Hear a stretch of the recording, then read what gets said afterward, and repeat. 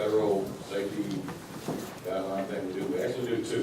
We have the Clery Act and Title IX. They're intertwined, but they're different.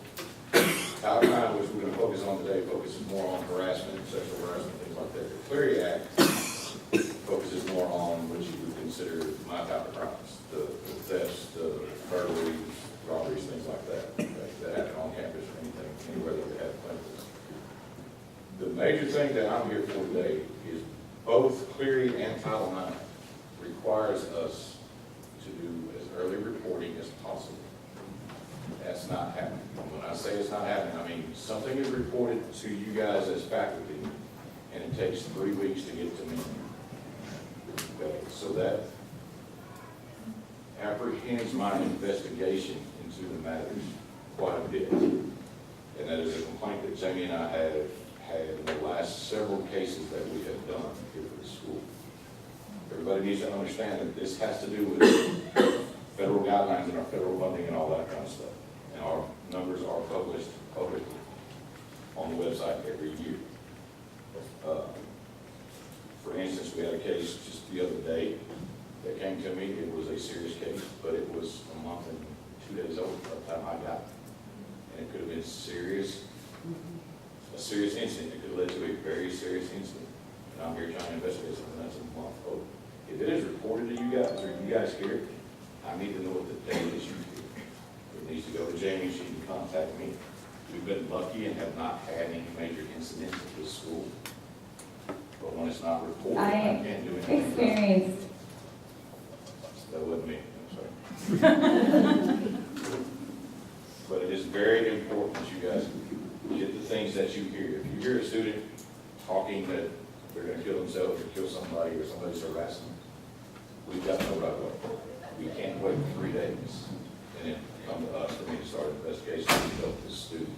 It's not only to protect the student, it's to protect the people that are involved with this case, plus you as faculty. That's the main thing. And it is a requirement. The video she's going to show you guys is something that you guys are going to have to do. Every faculty member, staff member, everybody that works on this campus has to watch this video and be trained in this. This is the employee, what is it called? The Title IX responsible employee. And in Clery has what's called the CSA, which is a campus safety authority. They're kind of the same thing, but they just, one's for Title IX and one's for Clery.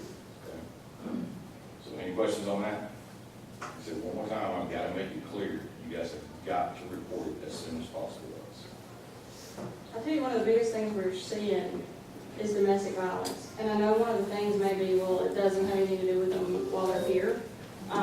But actually it does, because that can come up on campus. And so what we want to do is make sure that we're taking care of, again, you all and that particular student, so that we know what to be looking for as far as a vehicle if that comes on campus or the person coming to the front desk. So those kind of things are important to know as we think about domestic violence. It is happening all the time, and that is probably our most reported crime. So.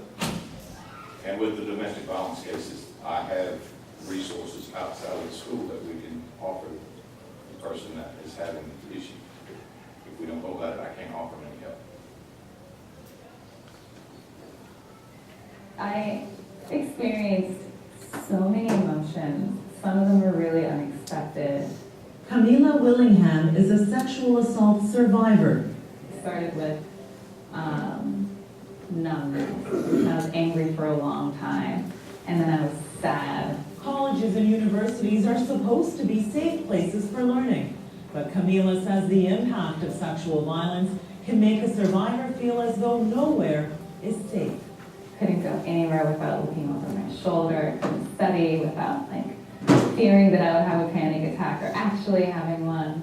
A federal law called Title IX is in place to protect Camila and other survivors of sexual violence. It's a civil rights law prohibiting sex discrimination, sexual harassment, and sexual violence at schools from grade schools to colleges.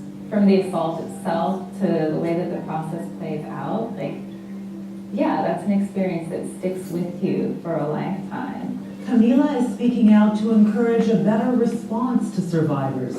She insists Compassion is a key to Title IX. I felt really dehumanized a lot of times throughout the process. Institutions that take an investment in this, it becomes part of what they hold sacred. Their institutional values around preventing discrimination and preventing violence against their own students, that these programs become a part of who they are. It's important to have a law that protects those victims, protects the campus, and creates an atmosphere where students can learn freely, learn in a place that they don't fear being discriminated against, a place they don't feel as hostile, a place that's welcoming. Under Title IX, schools must publish a notice of non-discrimination, designate an employee to coordinate Title IX compliance, and adopt and publish grievance procedures that provide for a prompt and equitable resolution. There's a critical group on campus who ensure institutions are able to meet all the rights and options afforded under Title IX. They're known as responsible employees. Responsible employees serve as a gateway, so often students or other members of the university or college community may disclose or tell a responsible employee that they were harassed or sexually assaulted, and so that person has an obligation to get that information to the Title IX coordinator. What is a responsible employee's role under Title IX? A good responsible employee makes sure that not only you know what variables as a responsible employee I have to reveal to the institution in my role, but also what are the resources on campus or at your school that are available to individuals who may have faced sexual violence or sexual misconduct. If people don't understand their role, if they're not trained, if they're not sure what to do, chances are if a student goes through the process or an employee goes through the process and has a bad experience, others are going to see that and they may not come forward. Under Title IX, a responsible employee is any employee who has the authority to take action against sexual violence, or who has been given the duty of reporting incidents of sexual violence or misconduct to the Title IX coordinator, or who a student could reasonably believe has that authority. What I often see with so many of the students that we work with is that they don't understand that they have different places they can go. They don't understand what their rights are. They don't understand what's best for them. I think what a responsible employee has an excellent opportunity to do is to encourage them to understand what their rights are. If you have any doubts about whether you're a responsible employee, it's critical to ask your Title IX coordinator. If someone reports a violation to you, the best advice, be compassionate. The way a responsible employee should act is just a basic human sort of wherewithal about how you are empathic. If we take a bureaucratic approach to it, then it becomes very distant. It becomes very cold. You should not be taking sides. You should not be guaranteeing outcomes in some way. You should be advocating, and at the same time, you should be empathic. Some of the options that victims really are looking for are, should I have counseling, should I have medical attention, do I want to meet with law enforcement, or do I need basically class or housing measures that would better help me feel more safe? Remember, your job as a responsible employee is to take the information and report it to the Title IX coordinator.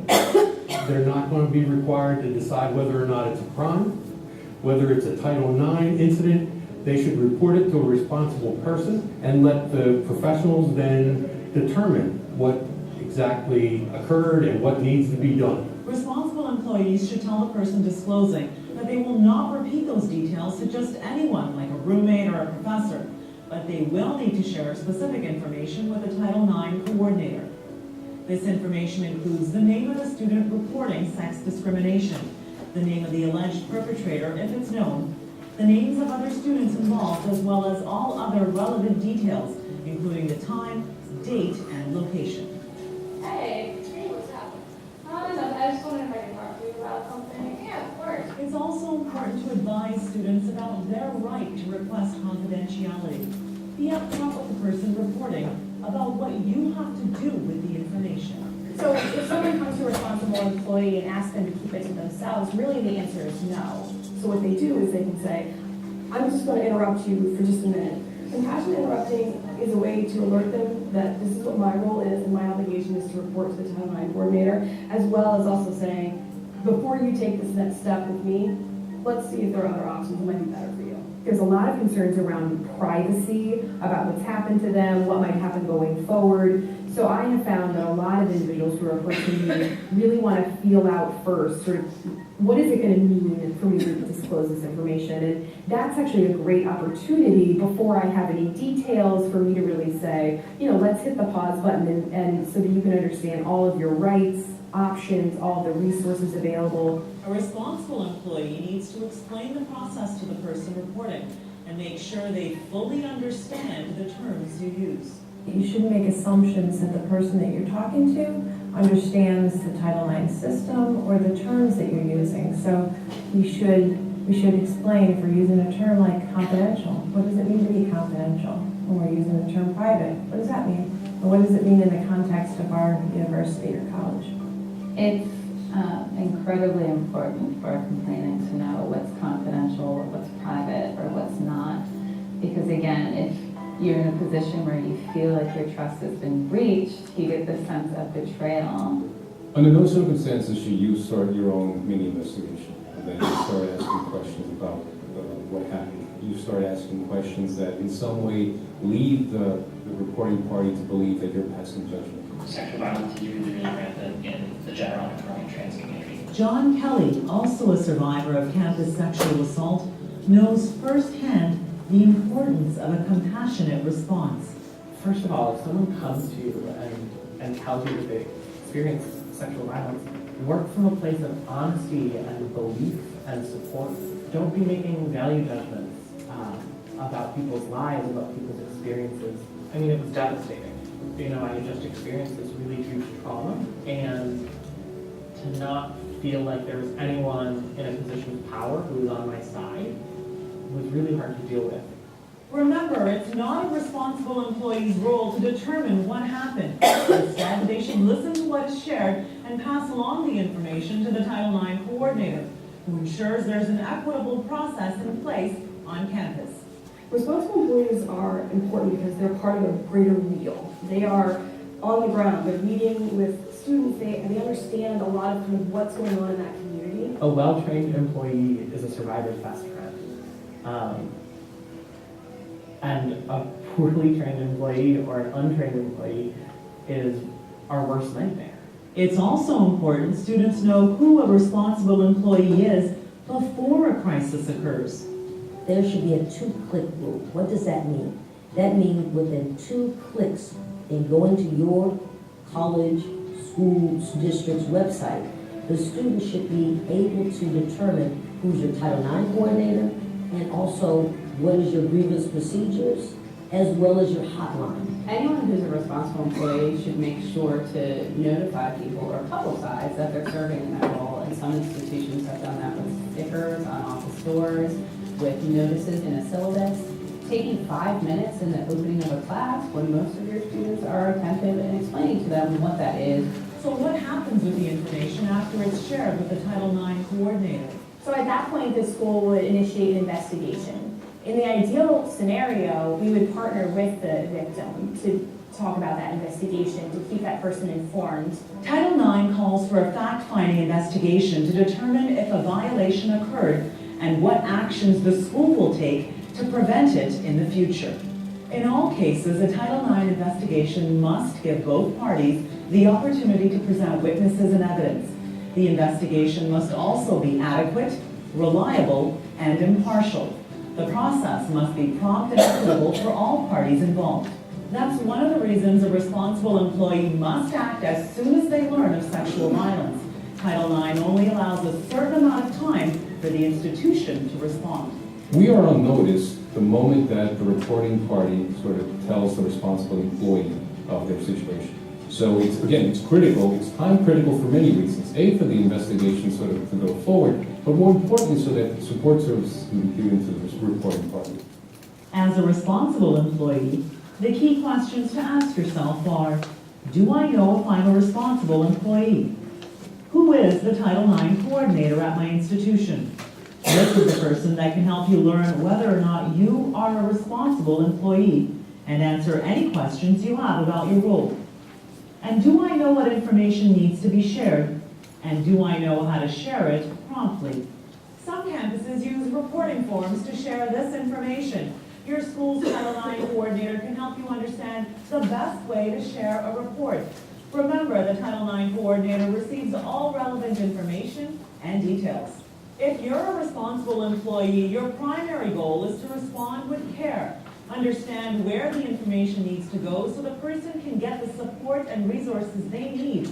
And communicate that responsibility to the person so they have a sense of what happens next.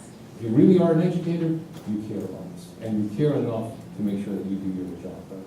I think for campuses that embrace wanting victims to come forward, I think it's not only embracing, let's help this person who's in crisis, I think it's also embracing that they want to have a safer community. Whenever we talk about sexual violence or harassment on a college or university campus, it all comes down to climate. And so it's not one person's job, it has to be a team effort. If students don't feel safe on campus, of course you can't learn. A really good responsible employee can make a tremendous difference, both on the victim's life throughout the process and just as they heal, which can be a lifelong process. People watching this video will have the ability to change lives for the better or for the worse. You can make things better. You can make things better for individual people, and that changes the world. I don't see how there's anything more powerful than that.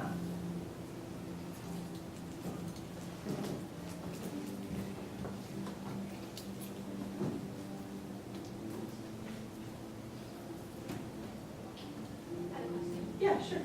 Okay, so someone comes forward with maybe sexual harassment or sexual assault allegations. So I understand Title IX is coming from a federal funding perspective, right? But would you also open a criminal investigation through the police department as well? I mean, I kind of not seeing the lines of authority here. Does that make sense? That, as far as criminal charges and investigation, that will actually totally be up to What? the Okay. pursuit to that degree. Okay. So your job is to be investigate to see if these allegations are true. Correct, and to see if it needs to go further. Okay, so there's several layers. You Yes, say this is your there's a bunch first of it, step, yes. the second step is police. Yes, Okay. typically if it is a criminal thing, then I would pull the police department and make arrangements with So that would be something you would want to share with the person who's coming forward, Yes. correct? And I'll tell you, I know, this is, Title IX used to be athletics. I don't know if y'all know that. So institutions that had athletics, it was a big deal with the sexual discrimination. But it has recently obviously applied to the entire college community. And like Major Clark was saying, Title IX and Clery go hand in hand. The employees are called a different thing, but they're the same, they have the same responsibility.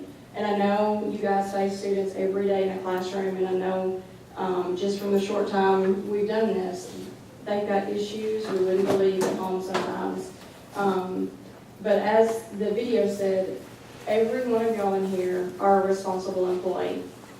Meaning, when you hear something, it doesn't go to this person to see what you need to do, this person, you don't go refer them to Hope, you don't do anything but come to me. And if I'm not here, we need to get you his number. That should not, it shouldn't be between you and the student, and as it said, you talk about the student, you tell them what your responsibility is. Because I tell you, once it gets to Hope, she can't report it, okay, because she is acting in the role of a counselor, so she cannot report anything to me. So, almost every one of our cases, how we end it, the initial investigation is we also want to let you know that we have Dr. Colvin for you to go see. So I promise you, we are referring them to them. But your first step should be to me or to Major Clark, especially not 3 layers down. You would only know the outcome is if you need to be made aware of a clinical issue, meaning we need to move this student out of the clinical site because they don't need to be together, or this person knows where they go to clinical, knows their routine, we want to mess up their routine, that kind of thing. That would really be the only time you're going to know the end of the outcome for that student. So yes, ma'am.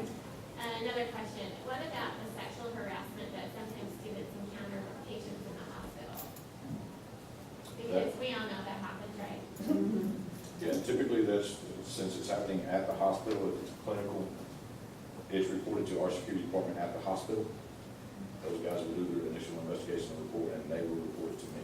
So any unwarranted touch, comments, anything like that goes to the security? It should, yes. Okay, I just wanted to know, because a lot of times, you know, we just accept that as our role, but that's not acceptable. Right now, I agree. Yes, we have a ton of those type of investigations. And so they go back to the patient or whoever, right? Yes, we will actually do an investigation if we have those allegations. Okay, and I think that we need to make sure that that is clarified in our student orientation too, that is. Now, all our officers on the campus, like I said, at the hospital, they'll investigate it initially. If it turns out that it's a student involved, then they'll turn it over to them.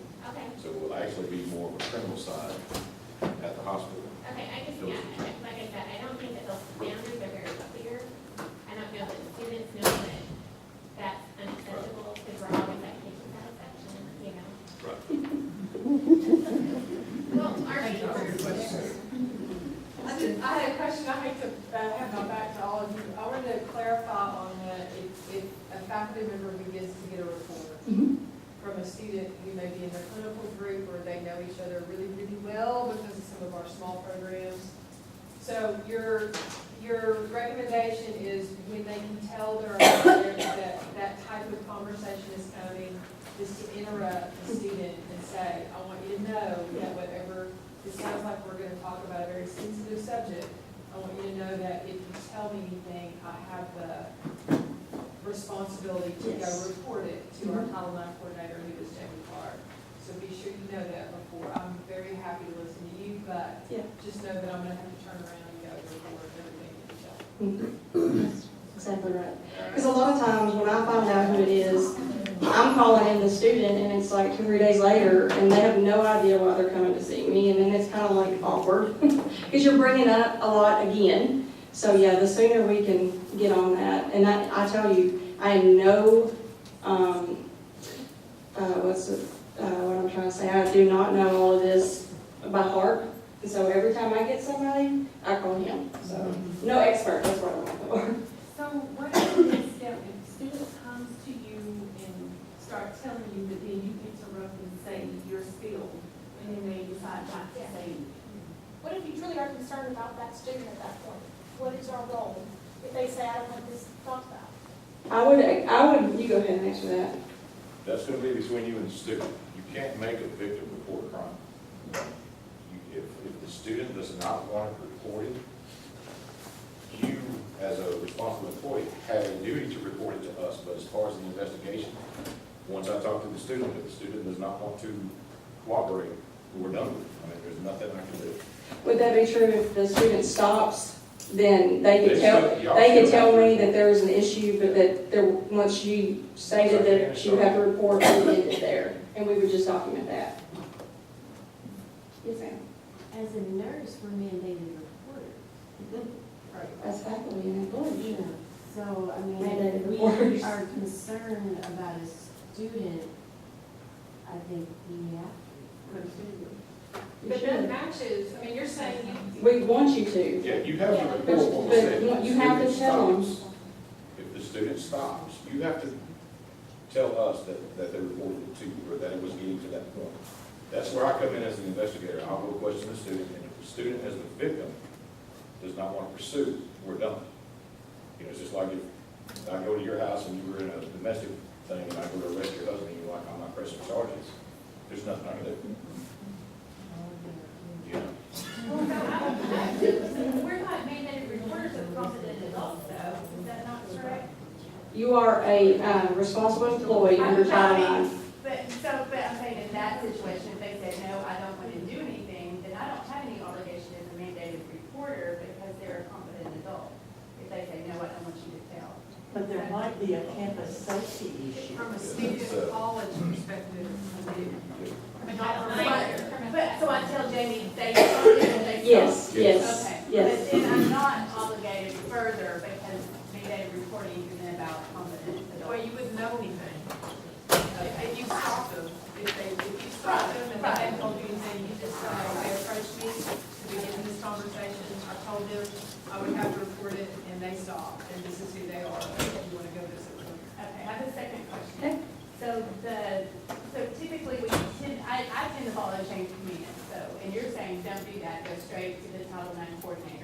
then do I have an obligation of confidentiality of any sort? Like I shouldn't tell my supervisor about this conversation?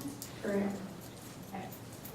What if they needed to have some changes going on though? Would you? That's then when we go back to the- like, that would be your job. We go back to the, whoever would be impacted, whoever would, if it's a clinical, Okay, so depending on where it goes. Because the thing that we're telling the student is this is between us. It has nothing to do with academics. Because that's another one of their things is, I don't want to get in trouble. I don't want to get kicked out of school. I don't want something to go on my record. And we're like, this has nothing to do with academics. So they have this during orientation, or what do you guys talk about? Orientation. And do you guys talk about clinical, like patients touching them? No, I know we haven't addressed that I'm aware of. I've got that written down, thank you. I appreciate that. Yes, sir. What if we just see it happening, but they don't come to us? I think you're still required to, See it happen. you're still required to report. Those are all great questions. Anything else? I've got one more. Okay. So, we understand as students that we have a obligation to report or let them know we're gonna have to report and allow them an opportunity to go one direction or the other with us. For coworkers and fellow employees, that responsibility is not there. We can just treat them as a peer if they want to talk to us about whatever they want. I would say yet, Title IX doesn't go with, it does go to employees. Where we've kind of run into this scenario before is with the hospital's HR policy and discrimination policy and harassment policies and those kind of things. So, yes, Title IX applies to employees, but I don't know that you're responsible, you're obligated to report something between a conversation with you guys. There could be a conversation. Yeah, now, if somebody's talking to you and you're like, oh, I'm really concerned, there's some trouble at home, you know what we've been through in the past. If somebody knew about that, I would hope they would tell somebody. So, yeah. What if, do you have to hear it directly from that student? I mean, what if a student comes to you and says, I'm concerned about a classmate, I think they're a victim. Report that, and then we'll follow up with the student. We'll most likely interview both of them. Because we'll, when they may be overthinking it or making a bigger deal of it, and we can talk to the student, and they're like, no, everything's fine. Or then we can talk to the student and be like, no, I really do need some help. And at that point, we move in whichever direction. Somebody else? Yeah. Hello.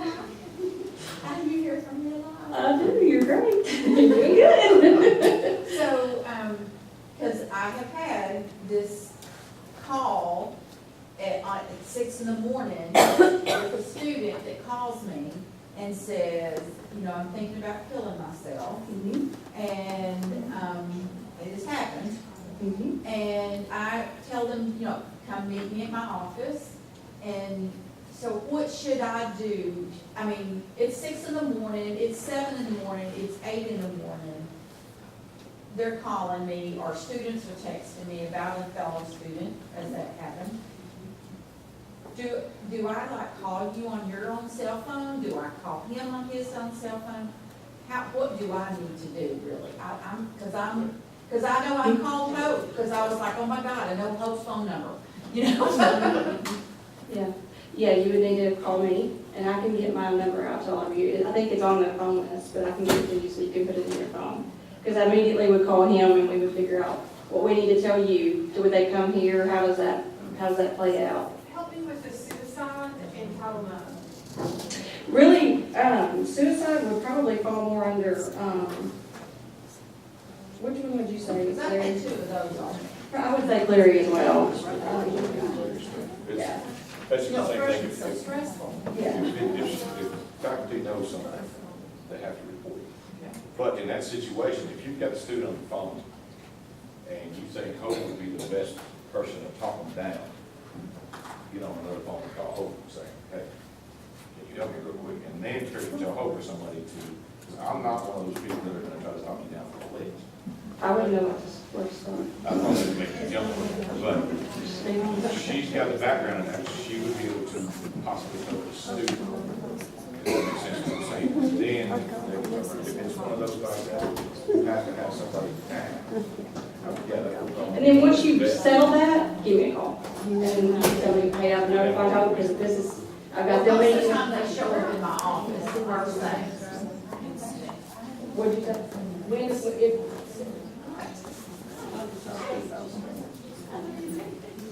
So you said, you know, that if the students go to Hope, then Hope cannot report anything to you, but if something is reported to Hope that is of danger to this campus, what is the, what can she legally do from there if she's confidential counselor?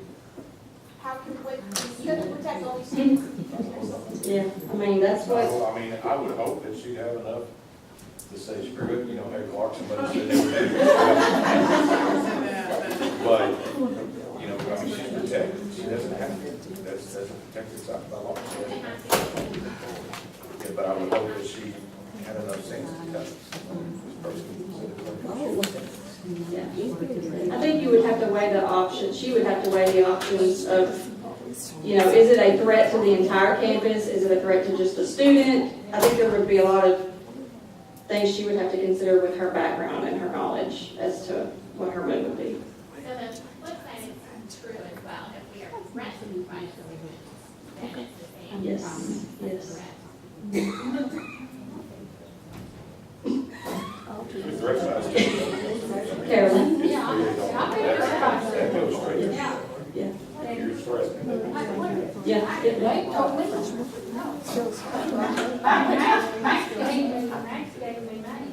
Well, and I, you know, I have that too. So, I mean, if you're concerned about something, you need to see me. And that's, I mean, well, you know, we have to be panicked too, guys. It's a whole other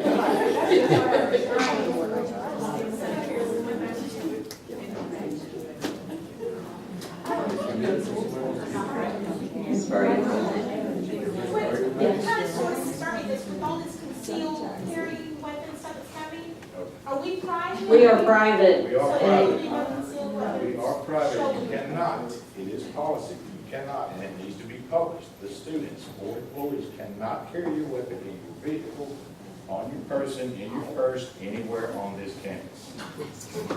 Every one of you just jumped, so y'all are starting to scare me a little bit. Are we correct, the mace? Mace is not a restricted type item, anybody and their mother can buy it. You can have it. I was gonna say, because Here's the issue. everything you can see, we got like a Oh, whole yes, stage mace. full of mace. Yeah. But here's the issue I'm gonna tell y'all right now, mace is not a guarantee, understand that, okay, it only works on 80% of the population. And if you accidentally spray me with it, we are going to have a very big misunderstanding. I spray every year and I don't like it. But yes, you can have your mace, I would highly suggest that you carry your mace. Okay? But like I said, do not use it. I mean, and I think given today's culture and today's, where we are today, anytime, you know, a student is talking about makes threats or talks about killing you, killing people, that is grounds to let somebody know. I mean, it may be just not good humor at all on their part, but we have a large campus here. As you know, we have lots of faculty, staff, and students that we're responsible to protect.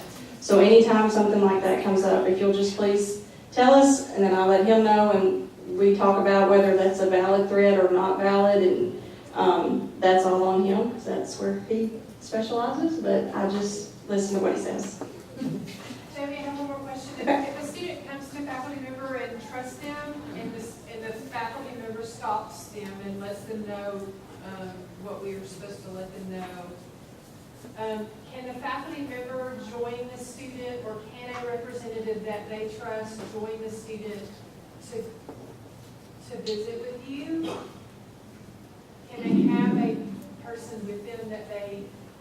I know if we have like a grievance hearing we don't really do the judicial system like a major college university with housing and all that has a student judicial system where they would do a grievance for a panel for sexual harassment. So we have that in policy.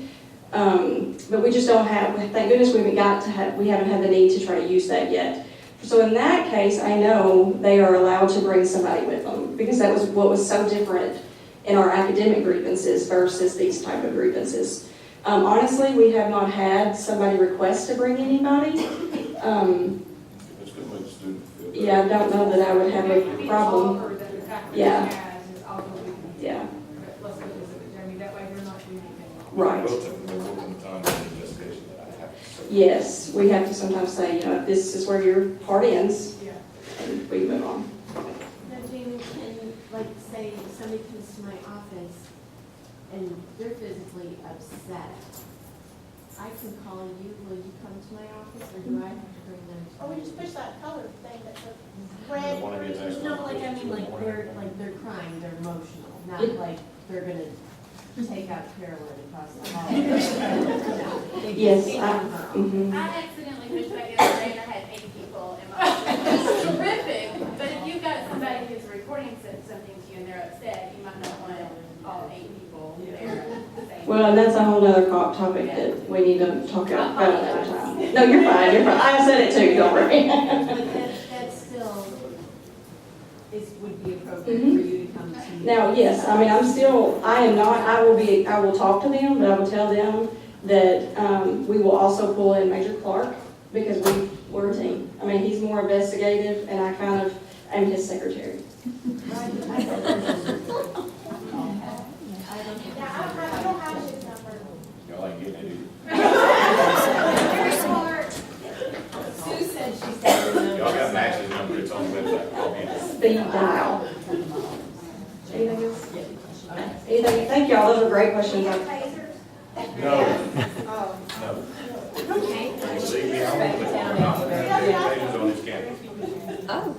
Or say that, she asked that one day too, didn't she? Yeah, that's like floating up.